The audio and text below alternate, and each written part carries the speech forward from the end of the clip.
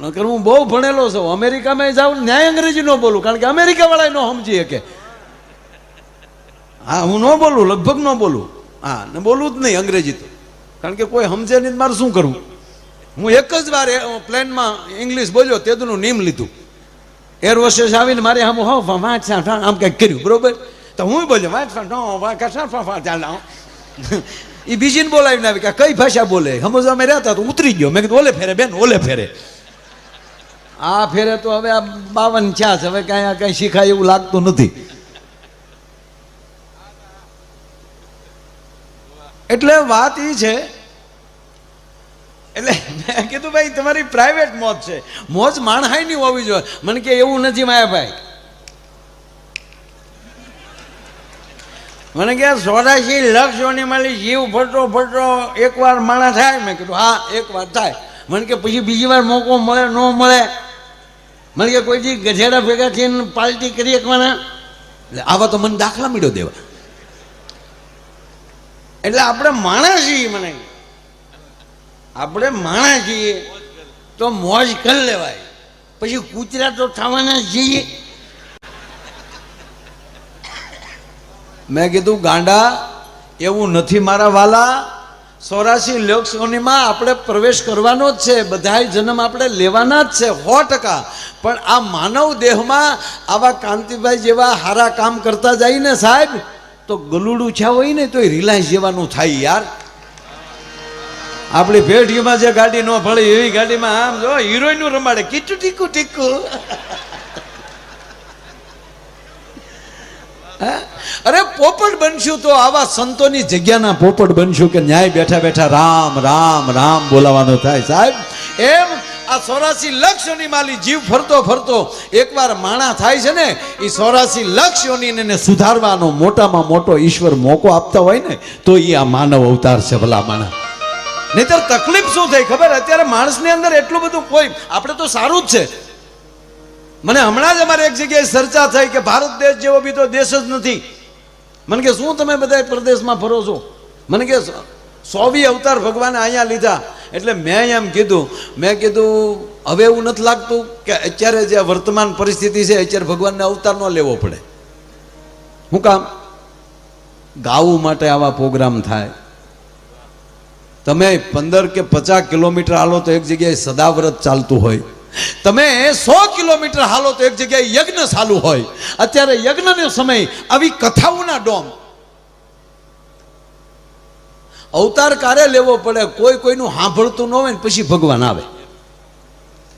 ભગવાન કૃષ્ણ જેવા કૃષ્ણ પોતે કુરુક્ષેત્રના મેદાનમાં ગીતાજી જેવો ઉપદેશ આપતા હતા, તો અર્જુન સિવાય કોઈ સાંભળવા વાળો ને. એ ભાઈ પછી જન્મ ન લે તો કરે હું, એ તમે કલ્પના કરો. આજ આપણે સંકલ્પ કરવાનો છે કે ઈશ્વર, અમે તને વારાઘડીએ ધક્કા નહીં કરાવીએ. હવે તું અમને એવું જીવન આપજે કે અમારી પાસે સંપત્તિ આવે ને તો અમારી સંપત્તિથી આવા કાર્યો કરવાના તું અમને વિચાર દેજે, જેથી કરીને અમને તારે ધક્કો ન ખાવો પડે. તારો ગ્રંથિ અમારો અવતાર છે, તારું ભાગવત કથા જે છે એ અમારા માટે તું સ્વયં છો, તારું વાન્મય સ્વરૂપ છે. અને તમારા માર્ગદર્શન ઉપર હે ઈશ્વર અમે કાયમ ચાલશું. તો એક ભાઈ મને કે અમેરિકામાં કોઈ દી ભગવાન જન્મ જ ન લે. હું કામ લે? ત્યાં એ નિયમ સિગ્નલ નથી તોડતા, નિયમ નથી ચાલી તોડે. અને આપણે યુગે યુગે દુર્યોધન આવીને ઉભો રહે. આપણા જ ગામનો બહાર ગામનો નહીં, આપણે ઈશ્વરને ધક્કો ન થાય એ માટે. અને હમણાં જ આ યોગેશભાઈ બહુ સારી વાત કરી. આ ગાડલા નાખી દો, નાખો ગાડલા. વાહ, કોઈ હુઈ ન જતા હો પાછા. હા, પલ્લે તો ગાડલા પલ્લે, બાકી પણ નહીં. મેં જોયું ભાઈ, અહીંયા કોઈ એટલું પાણી આવ્યું તો કોઈ એવી રીતે તો ઊભું નહોતું થયું જ્યાં સુધી તમે ન કીધું ત્યાં સુધી. એકવાર તો કાંતિભાઈને આખી ટીમને તાળીઓથી વધાવો. અને પાછી એની અટક છે અમૃત્યા, ઝેરીલા નથી, અમૃત્યા છે એના જીવન. એનું આમ જો અટકો માણાની હારી હોવી જોઈએ, બરોબર, નામે હારા હોવા જોઈએ. હા, તો તમે બધા કાંતિભાઈ કહો, અમે તો કાનોડો જ કહીએ છીએ વર્ષોથી. અને મારા બધાને હારે ફટદીને ભળી જાવું, જેટલા સમયથી જોઉં છું બસ આનંદ આનંદ. બસ હવે બેસી જાઓ બધા. તું એ બેસી જા, તું બેસી જા. ઘડીક બે જા તને ઘડીક સાંભળજો તમે તે આ છોકરા કામ કરી રહ્યા છે એને તાળીઓથી બધા મંડપ વાળા ગાડલા વાળા એક સેકન્ડમાં તો પ્લાસ્ટિક આવી ગયું.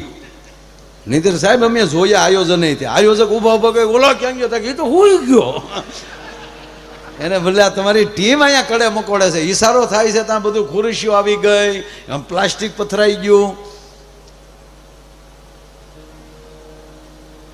મારે તમને દાંત કઢાવવા કથાના મંડપમાં છે પૂજ્ય ભાઈશ્રીના મુખેથી અદ્ભુત વાણીનો અમૃત વાણીનો આપ બધા લાભ લઈ રહ્યા છો અને હું તમને સાચી ઠોકીને કહું સાહેબ કે હજારો વર્ષના પૂન ભેગા થાય ને ત્યારે આવા મંડપમાં બેહીને કથા સાંભળવાનો લાભ મળતો હોય છે અને એવો જે લાભ લઈ રહ્યા છો એટલે હું કોઈ જ્ઞાનની વાત કરવાનો નથી કારણ કે મારામાં જ નથી તમને દેવું હું મારી પાસે હવાઈણ ભરી થાવ પણ મારે એક વાત કરવી છે. તમે જે યોગેશભાઈ કીધું ને કે પોરહાવાળાના પાદરમાં આયમાં તણાઈ જાય પણ ડગલું ન ભરે એના સંતાનો આપ છો. પણ હું એ નાટક ભજવતો હતો નવરાત્રિમાં હું પોરહાવાળો થતો. તાળીઓ તો વધાવો યાર આમ આમ તમારે હાવ આમ કરવાનું યાર પછી અમને તાળીઓથી તમે ન વધાવો એમ હાલતા છે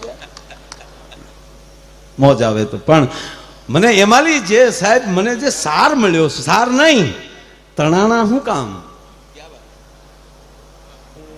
ગળાના હમ શું કામ દેવરાવરાવ્યા અને સાતી ઠોકીને કહું સાહેબ જગદંબા ભાદરના પટમાં હોતી હોય ને તે પાણીની ભમરી પડી જાય પાણીની તાકાત નથી ભાદર એને તાણી નાખે પણ એને તણાવું થું. આ વાત સાંભળજો સાહેબ એને તણાવવું હતું અને અળખું પૂરું કરવું હતું. આપ કહેશો કે શું કામ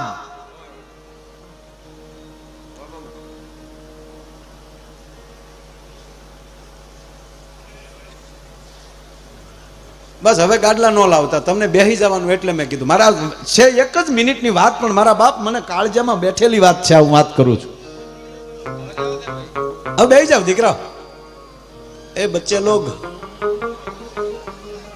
બેસી જાવ ને એલા તમને કહું છું એલા બે જાવ બેટા બે જાવ તમે પ્રોગ્રામ સાંભળો ઘડી અને આને એક બંડલ પછી આપજો એ અમારી ઉપર ઉડાડવા આવશે. એક વાત સાંભળજો મને મને ભાદર તારા વહેતા પાણી રાખનું રતન જે કાંઈ તમે નાટકનું નામ આપી શકો પણ કાલ હવારની સત્ય ઘટના ઈ ચારણ આઈમાં આપા રામને એમ કહે કે ચારણ જટ ઉયો આવજે કે આ ગયો ને આ આવ્યો પણ સોજો ગાંડી આજાડું ભાદર છે.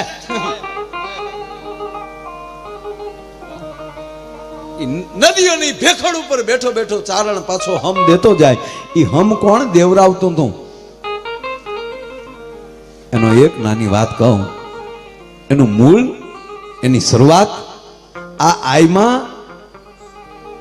વાણિયાને ન્યા ગુજરાતના વાણિયાને ન્યા પોતાનું ઘી દેવા જાવું અને બરોબર એમ કે બાકી દુકાનના પગથિયા ચડવા અને ઘીનું હાંડલું જ્યાં મૂકવું અને પોતાના માથાની ઈંઢોણી જ્યાં હેઠી મૂકીને આમ દુકાનમાં બેહવું અને એવામાં એક જણો દોડતો આવ્યો. પેલા તો કીધું આવો આયમાં મારા બાપ આવો લોબડી ઓઢી છે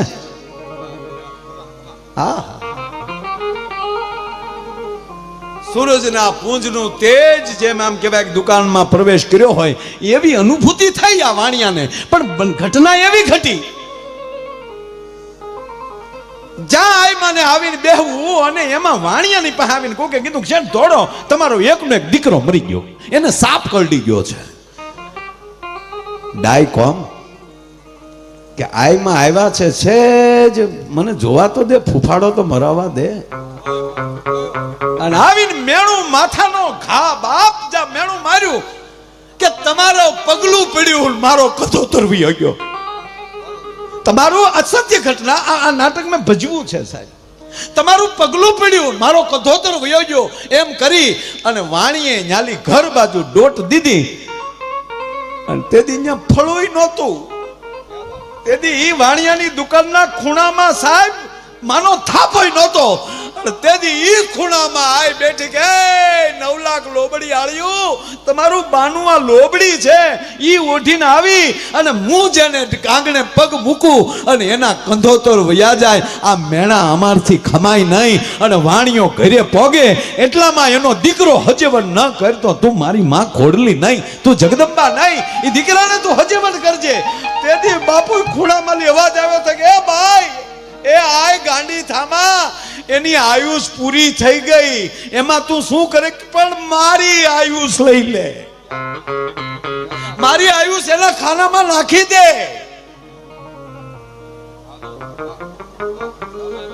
તેદી જગદંબાની આયુષ ઈ ચારણ આઈની આયુષ તેદી વાણિયાના દીકરામાં નાખી દીધી પછી કીધું હવે જટ હાલ હોરઠ ભેગા થાય ભલે મારો મરવું તો મારે હોરઠમાં મરવું છે અને એ દિવસ એનો પૂરો થતો હતો સાહેબ ભાદર નદીના પટમાં કે આજ મારું આળખું પૂરું થાય છે અને મારા ચારણની હાજરીમાં મારો દેહ જાહે ને તો ઓલો ગાંડો થઈ જાહે અને એટલે આજે એને આખો કાઢી મૂકું અને પછી તણાઈ જાવ પછી ભલે મને ઈ ગોચા કરતો ભલા માણા આ ઘટના આખી આમાંથી બનતી હોય અમે જેને ખોળે પગ મૂકીએ અને એના કંધોતર જાય તો અમારી લોબડીઓ લાજે પછી માં મોગલનું નામ લ્યો કે માં ખોડલનું નામ લ્યો માં આવડનું નામ લ્યો આઈ હોનભાઈનું નામ લ્યો જે જગદંબાનું નામ લ્યો ખોટી રીતે નહીં હો જેથી જગત જાકારો દીએ પછી સગા સાથ ના દીએ બધા એમ કેવા પડે કે આ ક્યાં અને તેથી ઘરના ખૂણામાં બેઠા બેઠા એટલું કહેજો કે હે ખોડલ માડી તારા ગોરહડા એ ઉજળા ને કરણી સંતની રે બાઈ તારા વલોડા એ ભૂખવે રે પેલે ભોર રે મચ્છરાણી મોગન હે ભાઈ તું ગાંડી થઈ ડણકી રે ડુંગર ગાલી રે એ બાઈ તારા વલોલા એ ઘૂઘવે રે પેલે ભોર રે મચ્છરાણી મોગન એ ભાઈ તું ગાંડી થઈ ડણકી રે ડુંગર ગાલીએ રે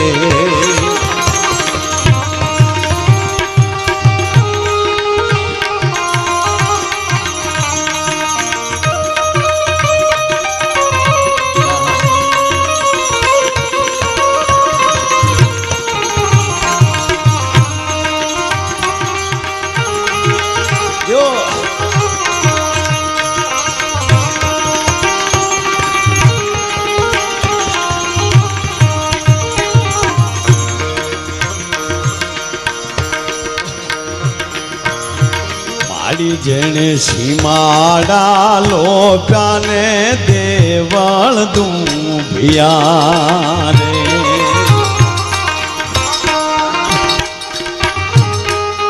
એ વાત યો આ બે કડી ગાયન પછી મારે તમને એકલા દાંત કઢાવવા પણ આમાં જોજો મારો બાપ ધ્યાન આપજો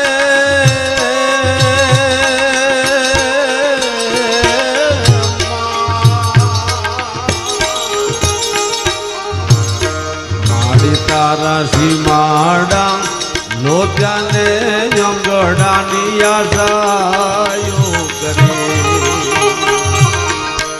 એ માડી એના ધડાબા ખેતરીને દાંત બજ ભેડા રે મથરાળી મોગલ ગાંડી થઈ ડણગી રે ડુંગર ગા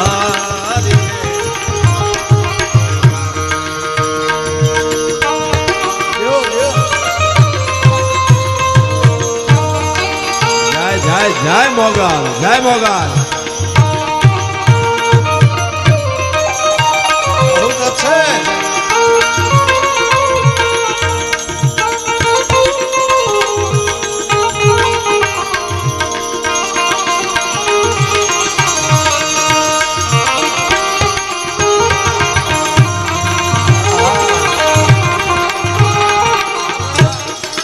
પ્રથમ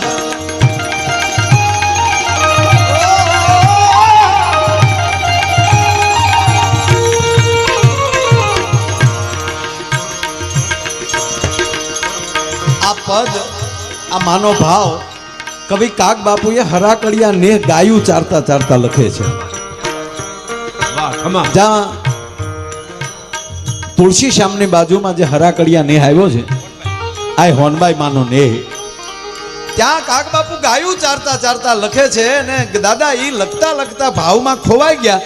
એમાં ગાયું ચરતી ચરતી આઘી વહી ગઈ અને ગાયું દેખાતી બંધ થઈ અને છેલ્લો બંધ બાકી અને આંખ ખુલી ગઈ. આહા કે મારી ગાવું ક્યાં ગઈ? આ તો હાવજનું ઘર કહેવાય. અને મારી ગાવું રેઠું કે હાવજે રંજાડ્યા તો નહીં હોય ને ગાવું ને. અને જ્યાં ગાવું પાસે જાય છે અને છેલ્લું પદ એનું છેલ્લું વાક્ય છે એ કાગ બાપુ એમ કહેવાય કે આ ગીતનો બંધ પૂરો કરે છે. શું જોયું છેલ્લે?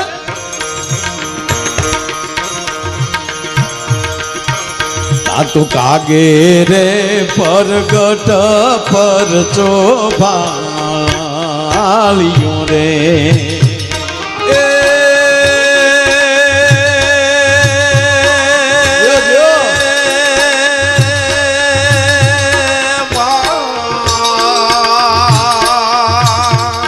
કાગે રે પરગટ પર તો ભાડ્યો માળી એના વાસરું ચારે છે ગીરનો રાજા રે મછરાળી મોગલ. આય તું તો ગાંડી થઈ ડણકી રે ડુંગર ગાળીએ રે